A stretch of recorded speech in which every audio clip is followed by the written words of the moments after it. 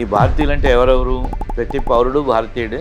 అందరికి కూడా ఏంటంటే ఈ డెమోక్రటిక్ రైట్స్ అన్ని కూడా అందరికీ ఉన్నాయి. కొంతమంది ఇందులో ఏమయ్యారంటే మీ ధర్మం వేరు మా ధర్మం వేరు అని మాట్లాడుకొని అన్నీ పుచ్చుకొని తినేసేసి కొట్టాయి.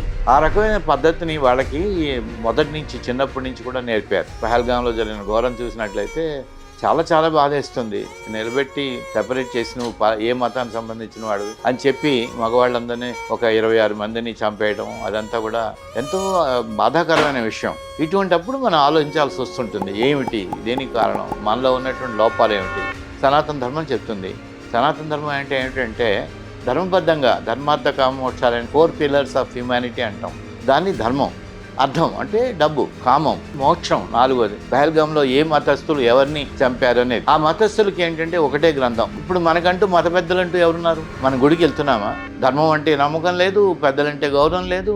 వాళ్ళలో ఏంటంటే ఒక చిన్న విజిల్ వేస్తే చాలు వచ్చేస్తారు.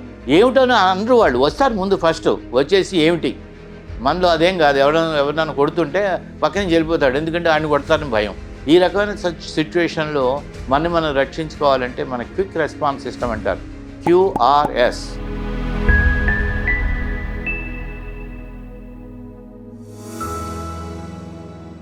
గుడ్ మార్నింగ్ అండి, నమస్కారం అందరికీ. మనందరం భారతీయులు అనిపించుకోవడానికి చాలా గర్వపడుతుంటాం. ఈ భారతీయులు అంటే ఎవరెవరు? భారతదేశంలోని ప్రతివాడు కూడా భారతీయుడే. ప్రతి పౌరుడు భారతీయుడే. అందరికి కూడా ఏంటంటే ఈ డెమోక్రటిక్ రైట్స్ అన్నీ కూడా అందరికీ ఉన్నాయి. మన దేశం ఇచ్చేటువంటి అన్ని సౌకర్యాలు ఎవరిని మతాన్ని కానీ లేకపోతే మనిషి యొక్క పరిస్థితిని కానీ చూసి ఆలోచించరు. ఎవరైనా తగి ఉన్నట్లయితే అందరికి కూడా ఈ యొక్క అన్ని బెనిఫిట్స్ అందుతున్నాయి. కొంతమంది ఇందులో ఏమయ్యారంటే మీ ధర్మం వేరు మా ధర్మం వేరు అని మాట్లాడుకొని అన్నీ పుచ్చుకొని అన్ని రకాల సౌకర్యాలు పొంది ఇక్కడే పెరిగి మళ్ళీ ఎక్కడ వాళ్ళనే మళ్ళీ దెబ్బలు ఇస్తుంటారు. ఆ రకమైన పద్ధతిని వాళ్ళకి మొదటి నుంచి చిన్నప్పటి నుంచి కూడా నేర్పారు. తినేసేసి కొట్టాయి అనే భావాన్ని వాళ్ళు ఎప్పుడైతే మనసులో ఉందో వాళ్ళకి అర్థం కావట్లా, వాళ్ళకి ఏం చేస్తున్నారని కూడా అర్థం కావట్లేదు. దీనికి కారణం ఏమిటంటే చాలా వరకు బీదరికంలో ఉండటం, వాళ్ళందరినీ ఏంటంటే వాళ్ళ బీదరికాన్ని సొమ్ము చేసుకోవడం కొద్దిమంది. అలా ఆలోచించినట్లయితే మీరు మన దేశంలో అనేక రకాల ఘోరాలు జరుగుతున్నాయి. ఫర్ ఇన్స్టెన్స్ 2 రోజుల క్రితం జరిగినటువంటి పహల్గాంలో జరిగిన ఘోరం చూసినట్లయితే यहाँ पे आप टेंशन मत लो, अब बेटा यहाँ पे रहो सर। मैडम ये जो बहन साहब है प्रेशर, आप टेंशन मत लो, हम बचा देंगे, कोई बात नहीं। जब समझ ये डिसीजन किया, ठीक है हम बचा देंगे, आप टेंशन मत लो। मैं आ रहा हूँ, मैं कहाँ पे आपका ये हस्बैंड? क्या हुआ इसको, क्या हुआ? Okay, don't worry. You okay? You need a water, sir? Huh? Okay, first you give him water. చాలా చాలా బాధేస్తుంది. నిలబెట్టి సెపరేట్ చేసి నువ్వు ఏ మతానికి సంబంధించిన వాడు అని చెప్పి మగవాళ్ళందరినీ ఒక 26 మందిని చంపేయడం అదంతా కూడా ఎంతో బాధాకరమైన విషయం. ఇటువంటప్పుడు మనం ఆలోచించాల్సి వస్తుంటుంది. ఏమిటి దేనికి కారణం? మనలో ఉన్నటువంటి లోపాలు ఏమిటి? సనాతన ధర్మం చెప్తుంది.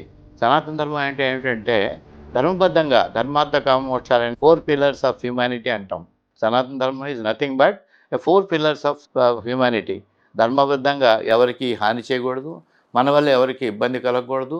మనం చేసే ప్రతి పని కూడా ఏంటంటే ఒక క్షేమం, లోకక్షేమంలాగా ఉండాలనేటువంటి ఆలోచన. దాన్ని ధర్మం.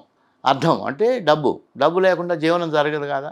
డబ్బు సంపాదించవచ్చు, డబ్బులు అయితే భోజనం ఎలా వస్తుంది, ఇళ్లలో గడుస్తుంది. కాబట్టి డబ్బు సంపాదించవచ్చు, కానీ ధర్మబద్ధంగా ఎవరిని మోసం చేయకూడదు.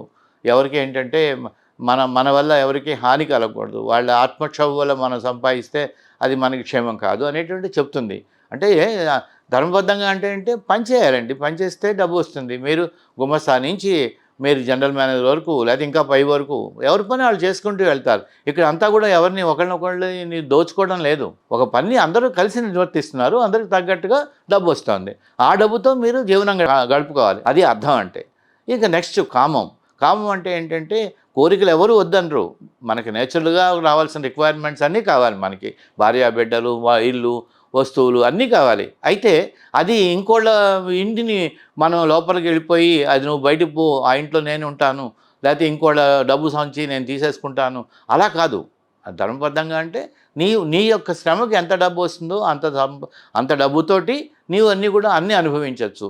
ఆ అనుభవించేది ఏంటంటే నీ అనుభవాల వల్ల ఇంకోళ్ళ కష్టం కాకూడదు. ఆ విధంగా కామం. తర్వాత మనం చెప్పేది ఏంటంటే మోక్షం, నాలుగోది. The fourth pillar of humanity as per the సనాతన ఈజ్ మోక్షం.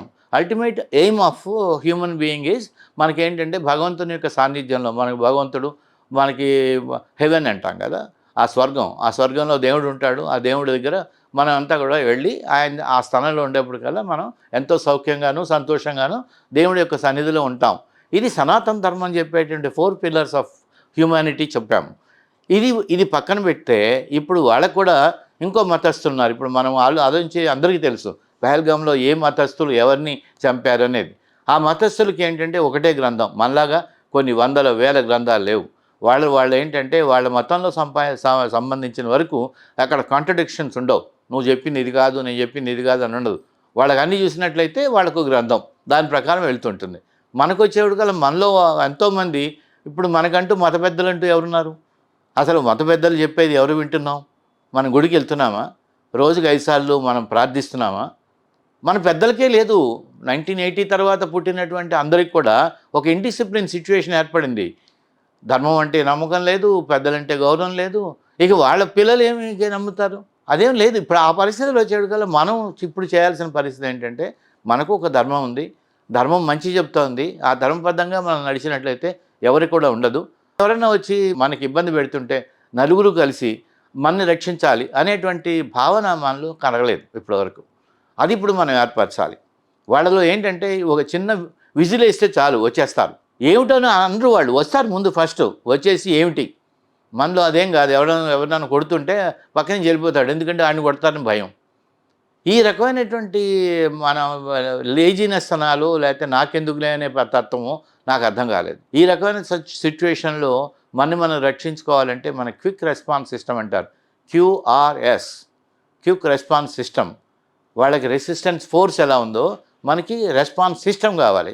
వాళ్ళు అనుకుంటున్నారు రెస్పాన్స్ సిస్టమ్ అనేది మనం ఏదో వాళ్ళని చేస్తాము, దానికి తగ్గట్టుగా వాళ్ళు మన రిటాలియేట్ అంటారు, మన ఎదుర్కోవడానికి ఏర్పరచుకున్నట్టు అని చెప్తారు. ఇవన్నీ కూడా ఇప్పుడు బోర్డు ఉన్నాయి వాళ్ళకి, 1 2 3 4 చెప్తే 10 ఉన్నాయి. మనకేమున్నాయి? పొద్దు నుంచి ఫోన్ చేస్తున్నాను, మోహన్ భాగవత్ గారు ఒక నెంబర్ ఇచ్చారు, ఎవరన్నా హిందువులు కనుక ఇబ్బందిలో ఉన్నట్లయితే ఈ నెంబర్కి ఫోన్ చేయండి, విదిన్ 10 minutes 5 minutesలోనో మీకు వచ్చి సహాయం అందుద్దని. దాన్ని నేను క్విక్ రెస్పాన్స్ సిస్టమ్ అంటున్నాను. 5గురు ఫోన్ చేశా ఈ వేళకే, ఎవరి దగ్గర నెంబర్ లేదు. వాళ్ళ దగ్గరే నెంబర్ లేనప్పుడు మన దగ్గర ఎక్కడ ఉంటుంది? కాబట్టి మనం తీసుకోవాల్సిన ప్రికాషన్స్ ఏంటంటే మనం ఏదైనా చెప్పినట్లయితే అందరికీ రీచ్లో ఉండాలి. 1930 ఏంటి? సైబర్ క్రైమ్ గురించి మీరు ఎంత పాపులరైజ్ చేస్తున్నారో దీన్ని కూడా అలాగే చేయాలి. ఇప్పుడు తప్పదు మనకి, అది పరిస్థితి. అక్కడే మనం 1930 అంటే మీరు అనేక రకాల ఇబ్బందులు పడుతున్నారు. వాడిని ఏదో డిజిటల్ అరెస్ట్ అని అదని ఇదని చేస్తాం వల్ల భయపడిపోయి అంత డబ్బు ఇచ్చేసుకుంటున్నారు. కాబట్టి మనం వైడ్గా ప్రయత్నం. తెలుసంటే మీకు 1930 అంటే సైబర్ క్రైమ్కి ఎగనెస్ట్ అనమాట. ఫోన్ చేస్తే సైబర్ క్రైమ్ కోసం వెళ్తే నేను మొన్న వెళ్తే అక్కడ ఎవరు లేరు, దానికి ఒక వింగ్ ఉంది, అక్కడికి వెళ్తే ఎవరు లేరు. ఆయన ఏదో మీటింగ్లో ఉన్నారట. ఏ మీటింగ్ అంటే బయట ఏం మాట్లాడాలి? Where is the responsibility of our own individuality? మనకి ఇచ్చినటువంటి ఒక సందేశం కానీ మనకి ఇచ్చిన ఫెసిలిటీ కానీ నమ్మకం లేదు, దాని మీద కమిటెడ్గా వర్క్ చేసే వాళ్ళు లేరు. నెల జీతం కావాలి, అన్నీ కావాలి, కానీ కమిట్మెంట్ లేదు. అదే అమెరికాలో తీసుకోండి, ఆ 911 రాగానే ఏమైపోద్ది, 2 నిమిషాల్లో ఇంటి ముందు టకటగా కొడతారు. మనకి ఏం కొడితే కొడతారు? మన పక్కింటోడు రాడు. మీరు తలుపు దోసుకొచ్చి నన్ను రామ్మోహన్ రావు కొడితే సార్ రక్షించండి అరిస్తే వాడు తలుపేసుకుంటాడు. ఈ పరిస్థితుల్లో ఏమిటి మాట్లాడుతున్నారు? What is that your expecting from the people?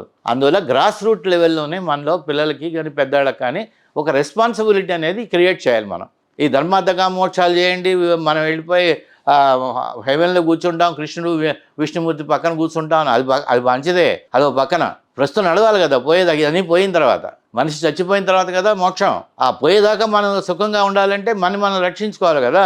దీన్ని వలయాలంటారు. You have to create certain circuits by which you will have a proper protection and proper living and meaning for living.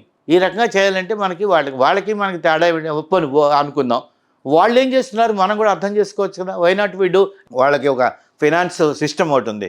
డబ్బు వాళ్ళ దగ్గర వాళ్ళు ఈ పేరు చెప్పి వసూలు చేసి ఒక పక్కన పెడతారు. దానికి ఇలాంటి వాళ్ళకి చూడండి 6గురు వచ్చి దేశం మొత్తాన్ని అల్లకల్లోలం చేసి పారేశారు. 6 బయటికి నలుగురు అని చెప్తున్నారు, ఇంకో 2 వెనకాల ఉన్నారు. దాంట్లో ఉన్నవాళ్ళు మన దేశంలో వాళ్ళే.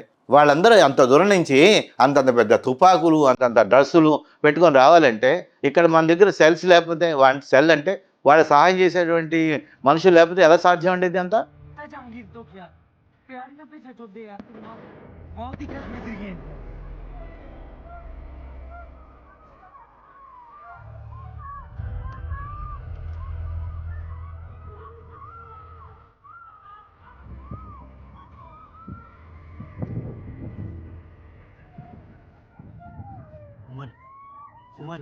वो ताजुल दे यार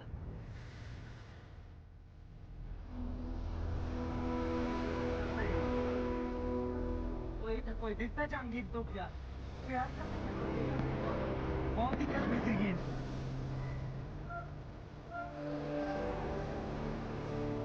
అందువల్ల ఏంటంటే ఇప్పుడు అదే గనక మన ఇంటి పక్క దొంగల మధ్య మనం ఉన్నట్లయితే మనం రక్షించుకోవాలి కదా.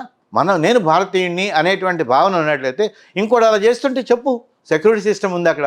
చెప్పరు వాళ్ళు ఏంటంటే అన్నీ పొందాలి, కానీ వీళ్ళని కొడుతుంటే సంతోషించాలి. ఈ రకమైన స్థితి మనకు కనపడలేదు. ఇప్పుడు కాశ్మీర్ ఫైల్స్ కానివ్వండి, ఎన్ని చూశారు, అయినా సరే ఏమిటి చలనం, సినిమాలా చూశారు తప్పించి మీలో ఏ రకమైనటువంటి ఉత్తేజం కలిగింది? ఇది అవదు. కాశ్మీర్లో జరిగిన సిచ్యువేషన్ అవదని ఎలా అనుకుంటారు? బెంగాల్లో ఏం జరుగుతోంది? మనం ఒక చిన్న వీడియో చూశాను. విలేజ్లు డైరెక్ట్గా భారతీయులంతా కూడా ఈ విలేజ్ వదిలేయండి అనేటువంటి వీడియో వచ్చింది. పబ్లిక్లో ఉన్నాయి ఇవన్నీ కూడా. ఎంత ధైర్యం అండి వాళ్ళకి, ఎంత ధైర్యంగా వాళ్ళు చెప్తున్నారు. మనం ఏం చేసాం, అయింది చక్కగా, ఓహో అలాగా, వాట్ ఈజ్ యువర్ రెస్పాన్స్? ఆ రకమైనటువంటి సిచ్యువేషన్ ఉన్నట్లయితే దీన్ని ఏమంటామంటే it's a lazy situation where somebody else is doing our job. ఈ రకమైన పరిస్థితి నాది, నా పెళ్ళం, నా పిల్లలు, నా ఇల్లు, నా తిండి. ఒక ఇల్లు బదులు 15 ఇళ్ళు, 1 కోటి బదులు 20 కోట్లు, లేకపోతే 100 కోట్లు, 1000 కోట్లు. ఒక భారతీయత అనే దాని మీద నీకు ఎక్కడుంది? Where is are you an Indian? Indianness ఉండాలా? Indianness, are you an Indian? Indianness ఉందా? ఇండియన్నెస్ అంటే ఏమిటి? నీ ఇల్లు నీ సౌభాగ్యమేనా? నువ్వు భారతదేశానికి అంటే గౌరవం లేదా? ఇజ్రాయెల్ తీసుకోండి, బ్యూటిఫుల్ 100 సో మెనీ కంట్రీస్. దేశం అంటే పడి చేస్తారు.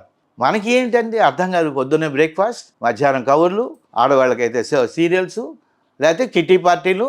యంగ్స్టర్స్ అయితే ఇప్పుడు 25 to 45 ఇయర్స్ మధ్య గ్యాప్ చూసినట్లయితే ప్లెజర్, ఆల్వేస్ ప్లెజర్ చేయొచ్చు, బట్ బీ అన్ ఇండియన్. దాని గురించి ఆలోచించు. అది లేకుండా ఇవన్నీ కావాలి.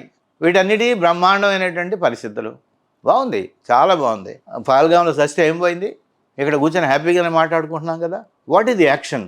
ఇక్కడ వచ్చాడు కదా యాక్షన్. నీ యాక్షన్ ఏమిటంటే మనం ఎలా భారతీయులుగా మనం ఏం ఆలోచిస్తామంటే ఇది నాది కాదు, నేనేం చేయలేను, చేసిన వెళ్ళినట్టయితే నన్ను కొడతారు అనే భయం మనకి. చిన్నప్పటి నుంచి ఆ రకమైనటువంటి పరిస్థితులు పెరిగాం. కాబట్టి ఏంటంటే దీనికి ఏంటంటే ప్రత్యామ్నాయం కావాలంటే ఒక రోజుతో కాదండి. ప్రతి చోట, at every centre of the human beings. Indians అనుకోండి, లెట్స్ కాల్ నవ్ ఇండియన్స్లో భారతీయులు అంటే మన భారతీయతని నిలుపుకోవాలంటే ఇంకోళ్ళని కొట్టమని మనం ఏం చెప్పాం. మనం ఆ ద్వేషం లేకుండా తీసేద్దాం. కానీ వాళ్ళు విన్నప్పుడు ఏం చేయాలి? ఇప్పుడు నువ్వు మన భారతీయుడివే, నాకు ₹10 ఇస్తే నీకు ₹10 ఇస్తుంది. రెండోది ఏంటంటే దురదృష్టమైన దరిద్రం ఏంటంటే ఈ పాలిటిక్స్, ఓటు బ్యాంక్. ఇంతకంటే దరిద్రం ఇంకోటి లేదు. ఈ కౌలు చెప్పేవాళ్ళని మళ్ళీ వెనక్కి వెళ్ళిపోయి ఎన్ని ఓట్లు ఉన్నాయని మాట్లాడతారు. దేశం ఏమైపోయిన పర్లా. ఇప్పుడు ఈ పరిస్థితుల్లో ఈ రకమైన మార్పులు మీలో చైతన్యం లేకపోతే జరిగేటువంటి పరిస్థితి ఇలాగ ఉంటుంది. యూ స్టార్ట్ మాడ్యూల్స్ అంటామండి. మాడ్యూల్ అనేది కావాలి. ఒక్కొక్క మాడ్యూల్లో ఏమిటి మాడ్యూల్ అనేది ఏమిటంటే పలానా ఇబ్బందికి పలానా చోట మీ దగ్గర ఏముంది మనం కూడా క్రియేట్ చేయాలి కదా. ఇప్పుడు వాళ్ళకి ఏమైందంటే వాళ్ళ స్కూళ్ళు ఉంటాయి కదా, స్కూళ్ళు అన్నీ చెప్తారు. నీకు ఏదైనా ఇబ్బంది ఉంటే ఈ కాల్ చేయి, నీకు ఏదైనా పరిస్థితి ఉంటే వాళ్ళ దగ్గరికి వెళ్ళు. మన దగ్గర ఏముంది? ముందే భయం, వాళ్ళు ఏదైనా అనుకుంటారు, ఓట్లు పోతాయి. ఈ ఓట్లు పోయేటువంటి పరిస్థితి ఆలోచిస్తుంటూ ఉంటే ఈ దేశాన్ని భగవంతుడే రక్షించాలి. ఇందాక నుంచి క్యూఆర్ఎస్ సిస్టమ్ గురించి మాట్లాడుతున్నా కదండి. ఎప్పుడైనా ఇబ్బందిలో ఉన్నట్లయితే ఒక అంబులెన్స్లా పనిచేయాలని చెప్పాను. అదే కాకుండా ఫైర్ అలారం వినంగానే ప్రతి వాడు పరిగెత్తారు బయటికి, ఎందుకంటే ప్రాణం రక్షించుకోవడానికి అనమాట. ఆ రకమైనటువంటి భయం ఫైర్ ఉన్నట్లయితే ఇల్లు కాలిపోతుంది, మనం కాలిపోతాం అనే భయం ఉన్నట్లే భారతీయులలో హిందువులు అనేవాళ్ళు కాలిపోవడానికి సిద్ధంగా ఉన్నారు. ఇప్పుడు వాళ్ళు చేసిన పనుల వల్ల Pahalgam is a blatant effort by them to rather destabilize and separate. ఈ రకమైన సిచ్యువేషన్స్లో మనం ఫైర్ అలారం సిస్టమ్ ఒకటి కావాలి. A protective fire alarm system and a vehicle like an ambulance అందుబాటులో ఉండాల్సినటువంటి పరిస్థితి ఉంది. దీనికి ఏంటంటే కౌలు చెప్పడం కంటే కూడా దాన్ని ఒక వ్యవస్థీకరణ అంటారు, ఇన్స్టిట్యూషనలైజ్ దాన్ని చేయాలి. ఆర్గనైజేషన్ ఇన్స్టిట్యూషనలైజ్ చేయాల్సినే మనం ప్రొటెక్ట్ చేసుకోవాలి. ఎప్పుడైతే మనం ప్రొటెక్షన్లో ఉన్నామంటే అవతల వాళ్ళు అంత విజృంభించారండి, వాళ్ళు భయపడతారు కదా. మన మీద రావాలంటే ముందు వీళ్ళకి సిస్టమ్ ఉందిరా బాబు అంటాం కదా. ఎందుకు మనం కంచి కడతాం, ఆవులు గేదెలు మేసేస్తాయని చెప్పేసి కదా మనం పొలాలకు కంచి వేస్తాము. ఇక్కడ కూడా మనం it's like a fencing, A protective fencing system, like A fire alarm system, like an ambulance. చూడండి ఇన్ని ఉదాహరణలు చెప్పాను, వీటిలోంచి మీరు ఎన్నైనా తీసుకున్నట్లయితే మీకేంటంటే దాన్ని బట్టి మనం ఏ విధంగా ప్రొటెక్ట్ కావాలి, దాన్ని చూసి అవతల వాళ్ళు మన మీద ఉత్సాహంగా మీద పడకుండా ఉండాలి అనేది ముఖ్యం.